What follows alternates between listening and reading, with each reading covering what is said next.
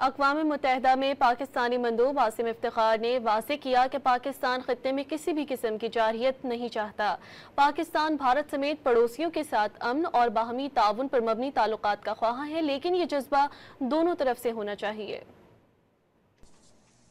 Pakistan desires good neighborly, peaceful and cooperative relations with all its neighbors, including India.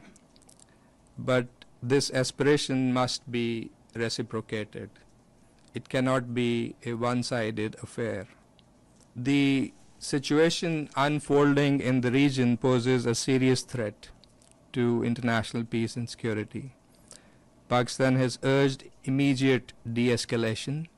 We believe escalatory rhetoric and unilateral actions are counterproductive. Pakistan has acted with maturity and responsibility.